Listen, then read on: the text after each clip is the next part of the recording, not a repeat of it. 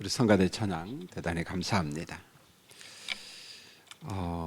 오늘 로마서 설교 마지막 7번째 설교를 하려고 합니다.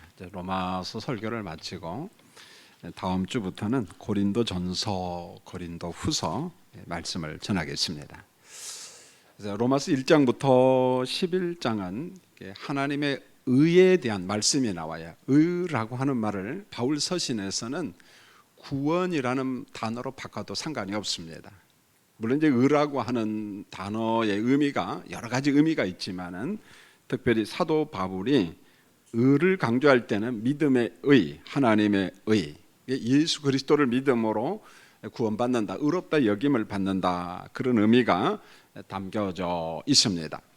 그 다음에 로마서 12장부터 16장은 이처럼 이제 믿음으로 의롭다 여김을 받은 사람들이 어떻게 살 것인가, 이 삶에 대한 말씀이 나오고 있습니다.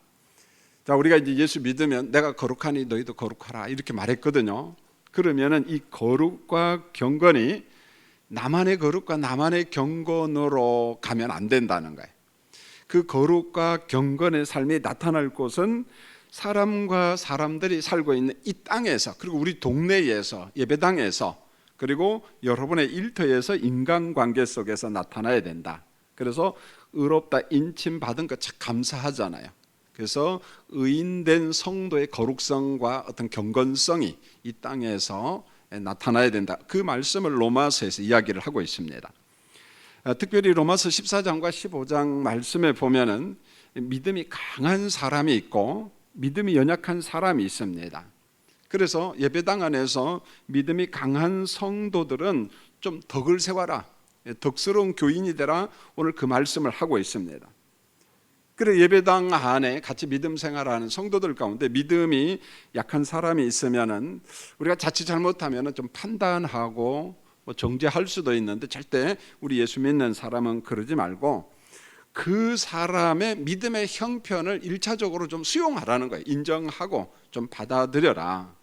그러면서 바울 사도가 강조하는 것은 그 사람을 비판하고 판단하는 것은 우리 사람의 몫이 아니라, 우리 교인들의 몫이 아니라 하나님의 몫이다, 하나님의 절대적인 주권이다, 그 말씀을 하고 있는 겁니다.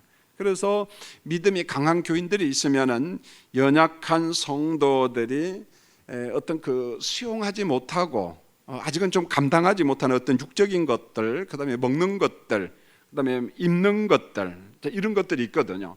그래서 그 필요를 우리가 채울 수 있으면 좀 채워주고, 그렇지 못한 것은 우리가 좀 이해를 하고 좀 기다려줘라. 그걸 위해서 하나님께서 우리를 믿음을 강하게 했으니까 오히려 그들을 좀 섬겼으면 좋겠다. 이게 하나의 은사적 관점에서도 말씀했어요. 그게 사명이다. 예배당 안에 연약한 성도들을 있으면 좀 섬겨주라, 잡아주라, 그런 말입니다. 자, 오늘은 이제 로마서 14장을 중심으로 제가 이제 설교를 하는데요. 믿음이 강한 성도가 있는가 하면은 어느 교회나 믿음이 연약한 교인들이 있습니다. 자, 1절에서 이렇게 말합니다. 믿음이 연약한 자를 너희가 봤되 그의 의견을 비판하지 말라, 이렇게 말합니다. 그 사람의 의견, 그 사람의 견해, 생각이 있는데 그걸 그저 쉽게, 너무 쉽게 비판하지 말았으면 좋겠다, 그렇게 말합니다. 그러면은 여기에서 너희는 누구냐면 말 그대로 믿음이 강한 성도예요. 믿음이 아주 참 견고한 사람이잖아요. 그래서 이러한 사람들은 믿음이 연약한 성도들에 대해서 좀 수용적이어야 한다. 그러니까 내가 믿음이 강하니까 그냥 내 마음대로, 그냥 나는 내 마음대로 산다, 그런 말이 아니라는 거예요. 믿음이 강할수록 약한 자에 대한 배려심, 그걸 좀 품어주는 그런 관용이 좀 필요하다는 거죠, 보면은. 그래서 로마서 15장 1절에 보면은 믿음이 강한 사람에게 좀 더 강력하게 성경이 요구를 하는데, 여러분 말씀을 같이 한번 읽겠습니다. 시작. 믿음이 강한 우리는 마땅히 믿음이 약한 자의 약점을 담당하고 자기를 기쁘게 하지 아니할 것이라, 이렇게 말합니다. 자, 믿음이 강한 교인들이 있으면은 마땅히 우리 옆에 있는 믿음이 연약한 사람의 뭘 담당하라는 거예요? 약점을 좀 담당하라는 거예요. 여러분, 믿음이 약하다는 말은 우리가 모르는 뭔가의 약점이 있어요. 부족함이 있을 거예요. 그러면 그 약점이 있다는 것은 수용하지 못하고 넘어질 수 있거든요. 그것을 잘 같이 넘어갈 수 있도록 그 사람을 잡아주고 그리고 개인적으로 비판, 판단, 정죄 그런 거 하지 말고 그 사람의 약점, 믿음의 부족한 점을 좀 잘 담당했으면 좋겠다, 그렇게 말해요. 여러분, 우리가 이 로마서 말씀을 접하는데 이 말씀만 가지고도 2000년 전에 있었던 로마 교회 그림을 볼 수가 있어요. 보면은 자, 예배를 드리고 평안 가운데 있는 것처럼 보이지만 교인들이 대개 두 그룹이에요. 믿음이 강한 성도가 있고 약한 사람이 있으면은 서로를 인정하기보다는 아마 비판하고 정죄하고 판단했던 것 같아요. 그러니까 좀 분위기가 어수선하죠. 좀 사랑이 없고, 그러니까 서로 정죄하고 판단하는 그런 모습임을 우리가 볼 수 있어요. 그런데 여러분, 로마 교회만 그러겠어요? 이 땅에 지상교회 사람이 사는 데는 다 비슷하잖아요. 보면 아마 우리 석관 중앙교회도 믿음의 연수는 참 긴데 믿음이 잘 성장하지 않고 연약한 사람이 있습니다. 그러나 반대로 강한 사람들이 있거든요. 그러니까 오늘 이 말씀을 우리 삶에 그대로 적용하고 우리 믿음을 한번 점검해 봤으면 좋겠어요. 자, 1절에서 믿음이 연약하다라고 하는 말은 구원의 믿음이 없다 그런 말이 아닙니다. 구원의 믿음이 연약하다 그런 말이 아니에요. 여러분, 구원의 믿음은 연약함, 강함 그거 없어요. 강약이 없다는 거예요. 내가 예수를 믿는다, 여러분, 그건 내가 막 쥐어짜서 믿는 것도 아니고 내가 나한테 체면을 걸어서 믿는 것도 아니고, 예수님의 구속 사역을 믿는 것은 그것 자체가 위로부터 임한 선물, 다시 말하면 성령께서 우리를 거듭나게 하시지만은 그리스도를 믿게 하시는 것도 하나님의 선물, 성령의 선물이기 때문에 구원의 믿음은 약하다, 강하다, 강약을 우리가 논하지 않습니다. 보면은 그러면은 1절에서 믿음이 약한 사람, 믿음이 약하다는 게 뭐냐? 아마 로마 교회 안에 이런 게 있었던 것 같아요. 성도들 가운데 믿음이 특별히 연약한 사람들 가운데 이 특정한 일, 그게 뭐냐? 먹는 문제, 음식의 문제. 그 다음에 이제 두 번째로 절기의 문제, 날. 이 날이 길일이냐, 흉한 날이냐, 아니면 좋은 날이냐, 이 날을 우리가 어떻게 봐야 되냐, 이 날의 문제. 그 다음에 사람과의 문제, 특별히 사람과의 문제에는 남의 집 하인 문제, 종의 문제, 이런 문제에 관해서 자유함이 없는 약한 사람들이 있었다는 거예요. 자유함이 없었다는 거죠. 보면 그러면은 왜 그랬을까 보면은 한 세 가지 생각이 들어요. 성격상 연약한 사람이죠. 기질상 매사에 좀 약하죠. 강하지 못하고. 그 다음에 두 번째로 성경 말씀을 수용하는데 그 말씀을 수용하는데 믿음이 연약한 사람이 있습니다. 여러분, 예수님의 비유 가운데도요, 말씀 때문에 넘어지는 사람이 있어요. 이상하죠? 하나님의 말씀 때문에 은혜 받는데 하나님 말씀 때문에 넘어진다는 말은 말씀이 헌신을 요구하고 말씀이 우리에게 희생을 요구할 때 난 부담스러워, 난 그렇게 못해, 그래서 넘어지는 거예요. 보면은요, 그런 사람이 있습니다. 말씀이 요구하니까 믿음이 강한 사람은 아멘 하고 순종을 해요. 그런데 믿음이 약한 사람은 그 시험을 감당치 못하고 넘어져요. 보여. 여러분, 일본이 우리나라를 통치할 때 신사참배 때 우리 총회 38회 때 홍택기 목사가 총회장이었어요. 그분들 중심으로 신사참배를 합니다. 보면 합니다. 그런데 일부의 사람들은 난 죽어도 못해. 자, 어떻게 볼까요? 하나님이 말씀합니다. 우상 숭배하지 말라, 절하지 말라, 신사참배는 우상이다. 믿음이 강한 사람이요, 죽음하고 바꿨어요. 그런데 평소에 믿음이 엄청나게 강한 것처럼 보였지만은 목사님들 가운데 보면은 먼저 감리교가 신사참배를 합니다. 1936년에. 그리고 1938년에 장로교가 합니다. 너나 할 것 없이 해요. 보십시오. 그거거든요. 보면은 말씀이 희생을 요구할 때 그 하나님의 말씀을 수용하지 못하는 믿음이 연약한 사람도 있을 수 있다는 겁니다. 한편으로는 성경 지식 자체가 부족해요. 그러니까 이해를 못하는 거죠. 그래서 믿음이 연약한 사람도 있습니다. 그런데 14장에서 문제가 대두되는 것은 아주 분명했어요. 이게 1차적으로는 로마 교회 문제인데 이걸 우리 삶에 적용하면 좋겠어요. 자, 음식 문제, 특별히 고기 문제입니다. 고기. 그 다음에 절기 문제, 남의 하인 문제 때문에 복잡한 문제가 발생을 했습니다. 자, 1절을 한번 다시 보면은 풀어 설명하면 이런 겁니다. 믿음이 강한 사람과, 여기서 믿음이 강하다는 말은 내적인 자유함이 우선 있어요. 복음이 주는 자유, 성령이 주는 자유, 평강이 있어요. 이걸 누립니다. 엄청난 거죠. 그리스도께서 우리에게 주시는 그 자유함은 굉장합니다, 보면은. 그런데 반대편에 있는 사람은 믿음이 너무 약해서 매사에 자유를 누리지 못하는 사람들, 매사 고민하고 매사 참 불편해요. 보면은요, 믿는다고 하면서, 믿음이 있노라 하면서. 그러면 어떻게 할 것인가? 그럴지라도 그 사람의 의견, 생각, 견해를 비판하지 말고 좀 수용하라. 이 말은 기다려주라는 거예요. 그도 예수 믿는 사람이기 때문에 기다려주라. 자, 로마 교회 성도들의 상태를 보니까 구원받은 성도들이지만은, 제가 전자에서 계속 이야기한 것처럼 먹는 문제나 절기 문제, 인간관계에 대해서 그 사람 나름대로 기준이 있어요, 견해. 그런데 이게 정말 복음적이냐, 좀 아닌 부분이 많아요. 전통적인 것도 있고 자기 판단도 있고 그런 좀 연약한 사람들이 있어요. 자, 서로 간에 기준이 좀 다를 때 그럼 어떻게 해야 될 것이냐? 상대방을 비판하거나 판단하거나 정죄하지 말라는 거예요. 여러분, 정죄는요 무서운 겁니다. 그건 하나님의 몫이에요. 우리가 해서는 좀 안 되거든요, 보면은. 그래서 믿음이 약한 사람의 기준과 견해를 판단하는 것은 사실은 우리가 어디로 올라가는 거냐? 하나님의 자리로 올라가는 거예요. 하나님의 자리에 올라가서 내가 믿음이 연약한 사람, 교인들을 갖다 심판도 하고 비판도 하고 정죄도 하고, 그 위험한 거거든요. 그러니까 하나님께서 그런 거 하면 안 된다는 거예요. 왜요? 우리는 하나님 아니에요. 여러분, 우리는 정말 부족합니다. 얼마나 부족한지 몰라요. 너무너무 부족합니다. 그럴지라도 대부분의 믿음의 연수가 좀 길어지면은요, 뭐 5년 지나고 10년, 20년 지나면은요, 대다수는요 성숙한 교인들이 됩니다. 여러분, 성장이 먼저 있고 성숙이 있어요. 이건 영적인 것도 마찬가지고 육적인 것도 마찬가지입니다. 어린 자녀를 키워봤잖아요, 지금요. 자, 우리 할머니 되시는 어머니들도 어릴 때 키워봤잖아요. 그 애가 좀 내가 답답하다고 해서 야 빨리 좀 크라 해서 뭐 1년 만에 왕창 다 큽니까? 그래요, 여러분. 시간의 흐름 속에서 성장도 있고 성숙함도 있다는 거예요. 영적인 것도 마찬가지라는 거예요.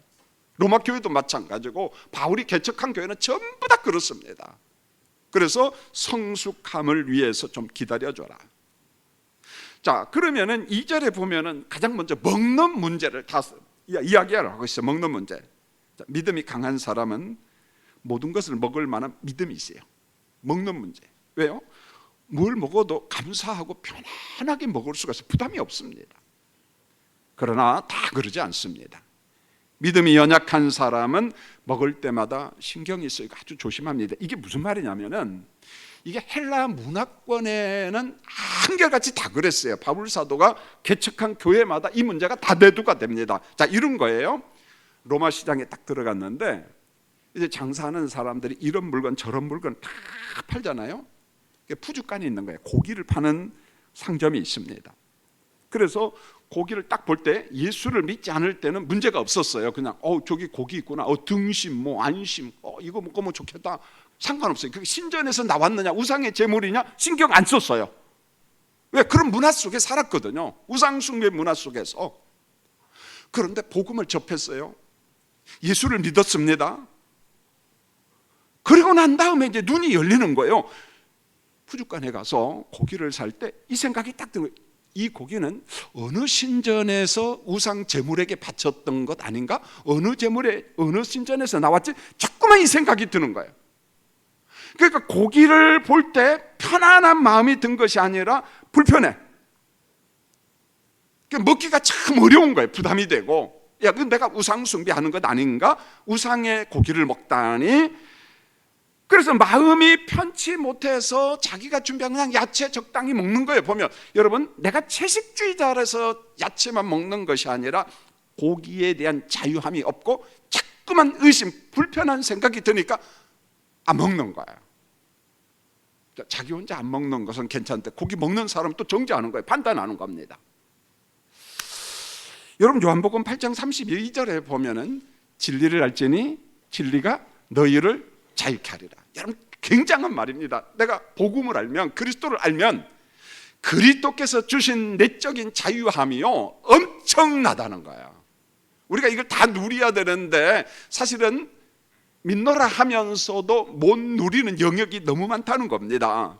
이런 말씀에 따라서 예수님 안에서 자유함을 누리는 사람은 감사함으로 뭐가 됐든지 먹어요. 여러분요, 감사함으로 먹습니다. 하나님 감사합니다. 그게 나한테 병을 준다면 안 먹어야죠. 덕이 안 된다면 안 먹지요. 그렇지만은 우리가 골고루 다 감사함으로 먹을 수 있어요. 그러나 어떤 성도들은, 믿음이 좀 연약한 사람은 꺼림칙해요. 불편합니다. 먹지 못한다는 거예요. 의심이 자꾸만 들어가고 먹지 못한다는 거예요. 그래서 오늘 3절에 보면 로마 교인들에게 이렇게 말합니다. 음식을 자유스럽게 먹는 사람은 먹지 않는 사람을 업신 여기지 말고 비판하지 말라, 그런 말이에요. 믿음이 연약한 사람도 하나님이 의롭다고 여긴 사람이에요. 지금 이 로마 기독교인들이에요. 오늘 이 말씀을 받는 사람들은, 여러분 그 사람도 언젠가는 믿음이 정말 강한 사람이 되고 우리가 기다려주면은 예상 밖의 성숙한 그리스도인들이 됩니다. 여러분요, 좀 기다려줘라, 그런 거예요. 그 다음에 두 번째는 먹음의 문제 다음에 4절을 보시면 남의 하인의 문제, 비판하는 문제. 하인, 종. 고대 사회에 종의 제도가 있었잖아요. 노예 제도. 여러분 이 사람들은 인격자를 안 봤어요. 물건이었어요. 팔았습니다. 자, 이 종의 문제를 어떻게 해야 될 것인가? 그래서 4절을 보면 남의 하인을 비판하는 너는 도대체 누구냐? 남의 하인을 비판하는 너는 누구냐? 그 하인이 서 있는 것이나 넘어지는 것이 자기 주인에게 있음에 그럽니다. 그 주인에게 달렸다는 거예요. 자, 여기서 서 있다라는 말, 넘어진다는 말은 상당히 여러 개로 해석이 가능합니다. 그러나 가장 보편적인 해석을 해요. 자, 서 있다는 것은 뭐냐? 주인이 칭찬하는 거예요. 격려하는 거예요. 야, 너 정말 잘했다. 그 다음 넘어졌다는 건 뭐예요? 야, 그것도 일이냐? 그러면서 주인으로부터 책망을 받아요. 책망이 지나치면은 이게 갈 수 있어요. 야, 이 친구 팔아버려, 쫓아버려. 넘어짐이라는 거예요. 여러분 이렇게 서 있는 것과 넘어지는 것은 누구에게 달려있다는 거예요? 주인한테 달려있는 거예요. 여러분 고대 사회에 얼마든지 가능하다는 거예요. 그런데 주인에게 속한 종일지라도 남의 집 주인이 볼 때, 남의 집 사람이 볼 때 내 소유가 아니잖아요. 주인이 따로 있거든요. 마치 자기 소유인 것처럼 그 사람을 막 판단하고 이거 해라 저거 해라 그러지 말라는, 그건 월권행위라는 거예요. 월권행위. 아마 그랬었던 것 같아요. 예배당에 오면은 주인도 있지만 종도 있거든요. 여러분 교회가 있으면은, 영국을 가면은, 스코틀랜드 같은 데 가면은 그 교회가 있어요. 이 교회 보면은 우리처럼 이렇게 바닥이 평평하는 게 모두 다 와서 예배 드리잖아요. 처음에는 안 그랬습니다. 층계가 있어요. 문에서 좀 먼데 안쪽, 강단 안쪽에는 이만큼 높이 의자가 있어요. 그 귀족들이 앉는 데예요.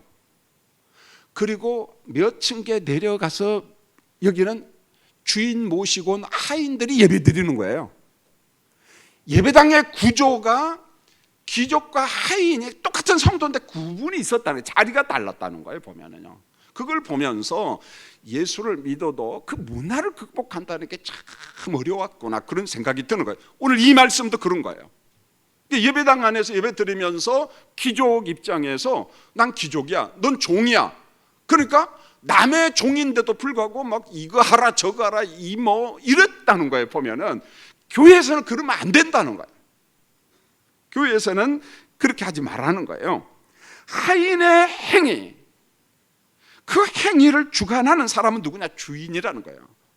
넌 주인이 아니야. 그런데 문화 속에서 그랬던 것 같아요. 너는 누구 집의 종이니까 막 함부로 대하고 그랬습니다. 그런데 예외가 있어요. 단 한 분 예수님만은 인간을 판단할 수 있는 권력, 능력이 있다. 왜요? 인간을 지으시고 특별히 구속 역사 속에 보면 핏값을 지불하고 산 자들이거든요. 그러니까 우리 몸은, 내 영혼은 내게 아니야. 누구 거예요? 주님의 것이잖아요. 그래서 오늘 말씀에 그를 세우시는 권능이 주께 있다 이렇게 말해요. 그가 누굽니까? 모든 사람들, 그가 종이 됐든 그가 뭐 주인이 됐든 모든 사람을 세우는 권능은 주께 있다라는 말은 그리스도의 왕권의 왕권, 만왕의 왕, 만주의 주 대신 그리스도는 어떤 사람이든지 간에 판단할 수 있다, 정죄할 수 있다. 심판권이 그리스도에게 있기 때문에. 그러나 사람들은 함부로 하면 안 된다는 거예요. 판단하지 말아라. 자, 성도님들, 이웃에 대한 관심은 우리가 가져야 돼요. 아무리 이기주의 사회일지라도 사람에게 가져야 돼요. 사람에게는요, 배타성과 배타주의가 있고 이기성과 이기주의가 있어요. 여러분, 이기성과 배타성은 나쁜 게 아니에요. 자, 배타성이 뭘까요? 세상에 종교가 많이 있지만은 내가 믿는 예수만 유일한 구원자예요. 믿습니까? 아니요. 그건 맞는 거야. 배타적이에요. 배타성이야. 배타주의는 뭐냐면 나쁜 거예요. 그래서 상대방을 막 비판하고, 그러나 진리에 대해서는 고집이 좀 있어야 된다는 거예요. 내가 믿는 예수가 최고야. 구원자야. 그러나 우리가 다원 사회에서는 조심해야 되는 게, 그가 다른 종교를 가지고 있을 때 막 드러내놓고 막 욕하고 막 비난하고 이런 건 안 좋지요. 이기주의나 배타주의 같은 것은. 그러나 진리에 대한 어떤 바람직한 욕심, 배타적인 배타성, 그런 건 있거든요, 보면은요. 결국은 우리가 이웃에 대해서 기본적으로 관심을 가져야 되는데, 성경은 그가 좀 가난하거나 고하거나 나그네 같은 사람들은 돌볼 책임이 있다 그래요. 여러분, 예수님의 비유 가운데 보십시오. 양과 염소 비유 가운데 이 소자 한 사람을 잘 섬긴 것이 주를 섬긴 거다, 그렇게 말하잖아요. 나를 섬긴 거다. 여러분, 땅의 삶이 땅의 삶으로 끝나지 않아요. 우리가 이 땅에서 구원받지만은 구원받은 백성으로 소금과 빛으로서의 삶이 마지막 그리스도 심판대 앞에서 효력을 발휘합니다. 그게 구원받는다, 그 말 아닙니다. 제가 행위주의를 강조하는 게 아니에요. 엄청나게 많이 나옵니다. 우리가 주님 앞에 고백하고 그분 앞에 직구하고, 오늘 말씀에도 그런 게 나와요, 보면은. 그러니까 구원받은 백성으로서 땅에서 내 몸의 행실이 드러난다는 거예요. 자, 그게 어떤 상이, 보상이 있는지는 전 구체적으로 잘 모르겠어요. 그러니까 우리가 땅의 삶을 무시하면 안 된다는 거예요.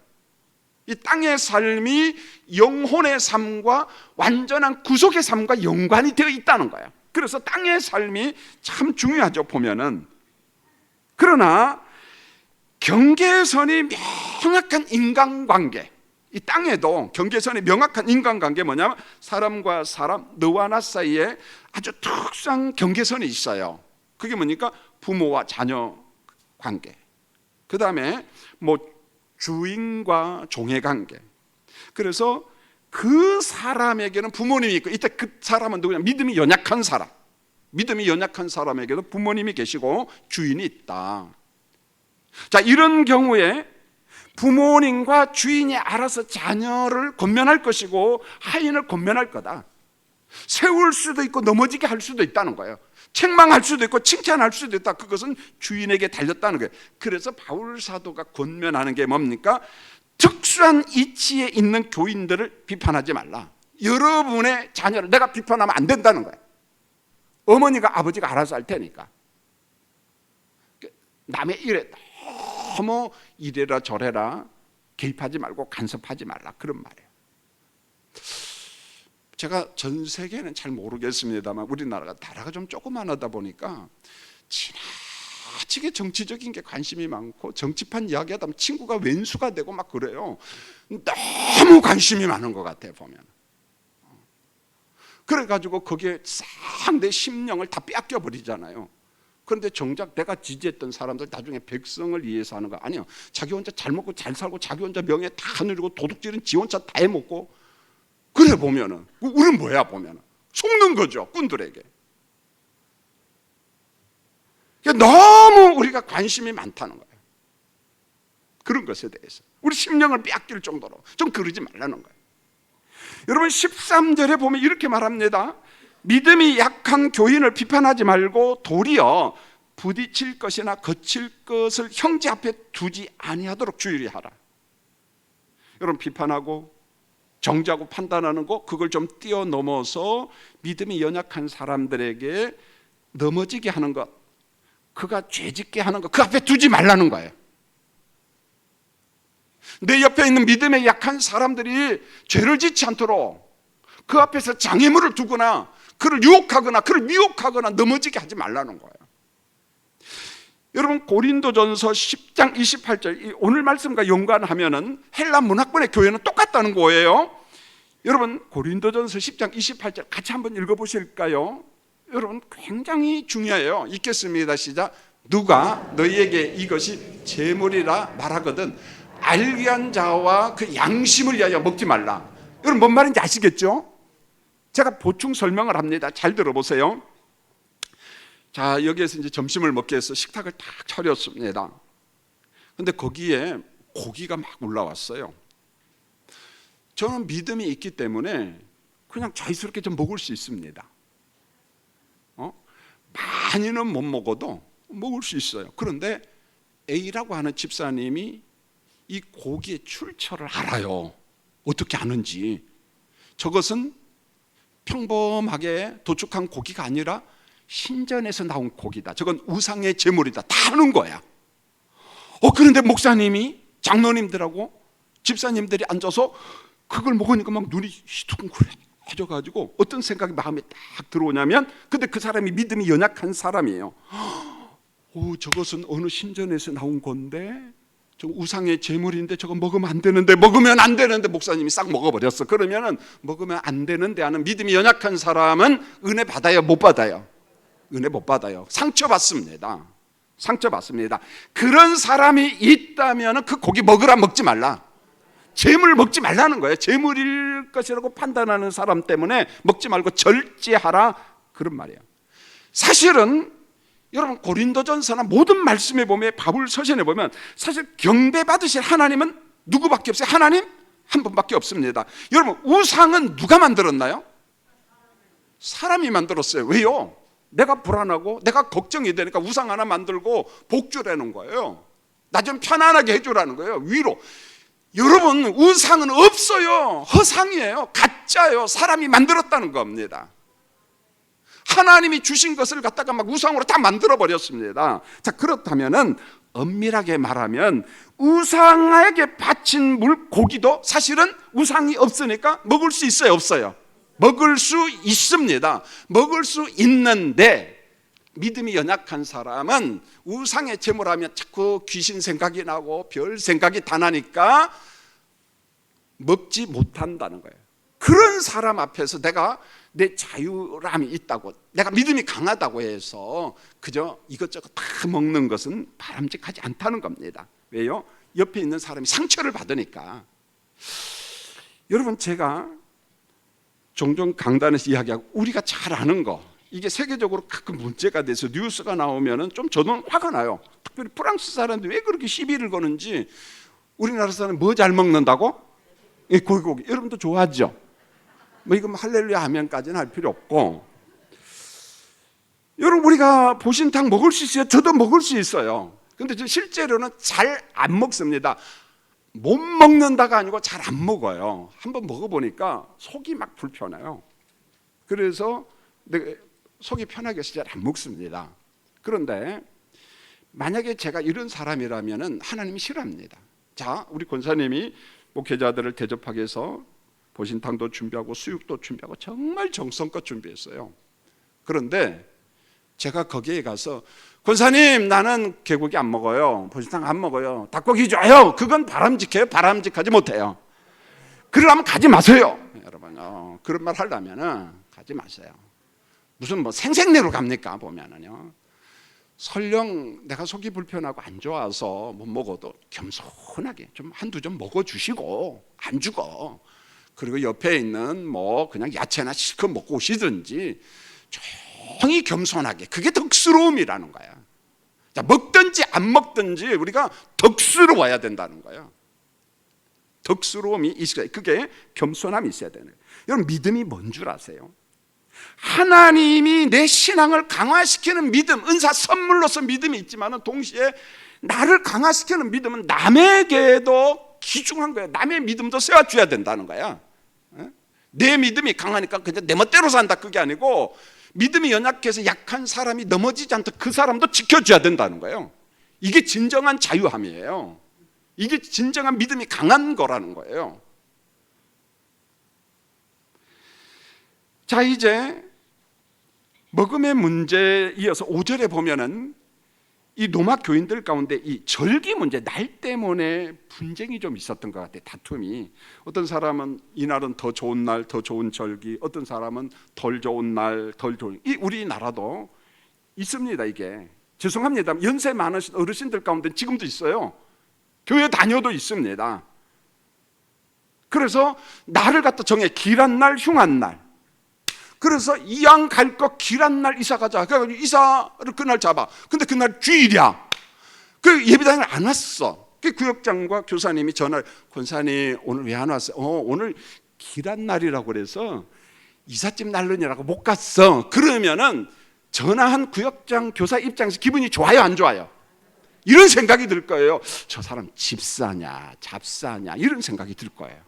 그럴지라도 아직까지 그 분야까지 가지 못한 사람은 평가하고 판단하고 비판하라, 아니면 좀 기다려주라. 좀 기다려주라는 거예요. 좀 기다려주라는 거예요. 여러분, 어떤 날은 의미 있는 날이 있어요. 부활절 의미가 있잖아요. 성탄절 의미가 있잖아요. 여러분, 우리나라도 전통적으로 행복한 날이 있습니다. 그게요, 제가 볼 때는 어릴 때 설날이었어요. 추석이었어요. 그날은 어김없이 저한테 옷을 사줬거든요. 그러니까 기다려줬습니다. 행복한 날이었습니다. 부모님을 찾았어요. 고향을 방문하는 날이었습니다. 이것은요, 성경에 있느냐 없느냐를 떠나서 문화입니다. 일반 은총이라는 거예요. 괜찮은 거예요. 그것 가지고 평가하지 말라는 거예요. 그래서 계시록 1장 14절에 계절과 날과 해를 이루시는 분은 하나님. 그러므로 성도님들, 1년 365일은 다 무슨 날? 다 좋은 날. 할렐루야. 다 좋은 날이라는 거야. 하나님이 우리에게 주신 날. 그런데 우리 성도님들 가운데 믿음의 연수가 좀 작고 복음에 대한 자유함이 없어서 자꾸 길한 날, 흉한 날 이걸 계산하는 사람이 있다면은 설령 그럴지라도 판단하지 말라는 거예요. 좀 기다려주라는 거예요. 언제까지? 성숙한 그리스도인이 될 때까지. 그럼 언제까지 기다려야 될까요? 자, 우리 성가대 언제까지 기다릴까요? 따라하겠습니다. 죽을 때까지. 죽을 때까지 기다리면 문제가 다 해결돼. 기다리라는 거예요. 좀 답답해도 기다려줘라. 그래서 의롭다고 인침받은 성도들이 묵상해야 될 말씀이 뭐냐? 예수님의 이중계명이에요. 하나님 사랑, 이웃 사랑. 사랑. 사랑은 관용이에요. 배려입니다. 오래 참고 오래 견디는 겁니다. 여러분, 사랑 쉽지 않아요. 오래 참고 이것도 안 되니까 오래 견디라 그래요. 여러분, 믿음이 강한 자나 믿음이 연약한 자나 모두 다 주의 보혈로 건진 하나님의 거룩한 백성이거든요. 그래서 8절에 기본적으로 의롭다 인침받은 자들이 어떻게 살 거냐? 사나 죽으나 사나 죽으나. 여러분, 8절을 한번 읽겠습니다. 우리가 이렇게 살아가야 돼요. 여러분, 8절 읽습니다. 시작. 우리가 살아도 주를 위하여 살고 죽어도 주를 위하여 죽나니 그러므로 사나 죽으나 우리가 주의 것이로다. 여러분, 이게 평범한 말이 아니라 굉장한 말이에요. 예수 믿지 않는 사람과 믿는 사람의 가치관이 다릅니다. 여러분, 예수 믿지 않는 사람은 죽으면 인생 끝난다 그러잖아요. 예수 믿는 사람 죽음 이후에 영원의 삶이 있어요. 하나님의 나라 삶이 있어요. 그러니까 살아도 주를 위하여 죽어도 주를 위하여. 왜요? 죽음 이후의 삶이 있거든. 얼마나 중요합니까? 그래서 예수님의 피값을 지불하고 구원받은 건진받은 우리는, 주님은 말씀합니다. 바울 사도는 나를 위한 삶이 아니라 하나님의 영광을 위하여 살아가라. 음식을 먹어도 하나님이 기뻐하시면 되는 거예요. 그런데 내가 음식을 먹는데 하나님 기뻐하시지 않는다, 영광이 되자 안 먹는 게 좋죠. 여러분, 로마서 14장 17절은 그래서 가장 본질적인 게 뭐냐 이렇게 이야기합니다. 하나님의 나라는 먹는 것과 마시는 것이 아니요 오직 성령 안에 있는 의와 평강과 희락이라. 여러분, 육신의 건강을 위해서, 생명 유지를 위해서는요 적정선의 음식을 먹어야 돼요. 탄수화물, 단백질, 지방 뭐 이것저것 골고루 다 먹어야 됩니다. 그러나 먹음이 정말 본질이냐? 그건 아니에요. 하나님의 형상대로 지음받고 의롭다 여김을 받은 성도에게 본질이 뭐냐? 성령 안에서 의를 실천하고, 이때 의는 뜻, 하나님의 뜻, 하나님의 영광을 위한 삶, 그리고 우리 영혼의 평강과 희락, 기쁨을 누리는 겁니다. 기쁨을 누리는 거예요. 저는 어제 결혼식 주례를 하면서 형제 자매한테 그랬어요. 두 번째, 사는 동안에 기뻐하라, 선을 행하라. 그러나 나는 기뻐하라, 이걸 더 강조하고 싶다. 왜 기뻐해야 되는가? 에베소서 6장 7절에 그렇게 말했습니다. 그 기쁨으로 남편과 아내를 섬길 때 죽게 하듯 섬겨라 그래요. 기쁨, 즐거움, 이걸 가지고 섬기라는 거예요. 기쁨이 없는데 섬긴다고 생각해보세요. 그건 고문이에요, 고문, 여러분요. 그러나 내 마음에 거룩한 기쁨, 즐거움이 있는데 얼마든지 행복하게 섬길 수 있다. 그게 행복이라는 거예요. 오늘 성경은 말합니다. 의롭다 인침받은 백성들아, 성령 안에서 영혼의 평강을 누리고 기쁨을 누리라. 이게 먹음보다도, 마시는 것보다도 더 본질이다. 이제 오늘 말씀을 정리합니다. 여러분, 먹는 것과 절기 때문에 그 밖에 여러 가지 문제로 인하여 갈등하는 아직은 믿음이 연약한 교인들이 있으면은 그 사람의 형편을 정죄하지 말고 좀 인정하고 좀 수용해주고, 그러나 그의 성숙함을 좀 기다려줘라. 여러분, 정상적인 성도라고 하면 반드시 믿음이 성장합니다. 왜요? 성령께서 그냥 안 놔두셔요. 만들어갑니다. 작품으로 만들어갑니다, 성령께서. 자, 중요한 것은 오늘 설교는 두 가지입니다. 결론이에요. 성도님들, 우리가 예수 안에서 믿음이 강한, 그래서 자유함을 누리는, 먹을 때도 기쁨함으로, 감사함으로 먹고, 우리 성도님들 그랬으면 좋겠어요. 그러나 내 옆에 이런 자유함이 없는 사람들이 있거든요. 기쁨이 없는 사람이 있거든요. 매사 뭔가 꺼림칙하고 의심이 가고, 그런 사람들은 말투가 좀 부정적일 수 있고 비복음적일 수 있거든요. 그럴지라도 그 또한 주님이 건진 주의 백성임을 기억하면서 그를 좀 인정하고 수용하고 좀 기다려주고, 그런 믿음의 어떤 강함이 우리 가운데 좀 있었으면 좋겠어요. 사랑하는 성도님들, 이제 로마서 설교를 마쳤습니다. 꼭 기억하십시오. 우리가 구원받는 것은 오직 하나님의 은혜, 오직 믿음. 자, 우리가 의롭다 인침받은 백성으로서 인간관계 속에 우리가 땅에 사는 동안 내 믿음도 강화돼야 되지만은, 그러나 좀 믿음이 연약한 사람이 있으면은 조금은 기다려주고 함부로 판단하고 평가하지 말았으면 좋겠다, 그런 생각입니다. 기도하겠습니다. 하나님, 우리 아버지, 로마서 7번의 말씀을 전했습니다. 오늘 마지막 인침받은 성도로서 땅에서 살면서 여러 사람을 접촉할 때에 아직은 믿음이 좀 연약한 사람이 있습니다. 그 사람의 믿음, 신앙을 우리가 평가하고 판단하고 비판하고 정죄하는 것이 아니라 정말 성숙한 그리스도인이 될 때까지 좀 기다려주고 섬겨주는 우리 석관중앙교회 교인들이 되기를 원합니다. 코로나19 환경 속에서 믿음이 좀 연약해서 아직도 예배드리는 자유를 누리지 못하고 종식될 때까지 기다리는 사람들이 있어요. 성령이여, 그들에게도 어떤 환경 속에서도 하나님을 예배할 수 있는 강력한 믿음을 허락하여 주시옵소서. 오늘도 귀한 예물을 드리오니 흠양하시고 우리 성도들의 산업과 가정 위에 복을 내려 주시옵소서. 예수님의 이름으로 기도합니다. 아멘.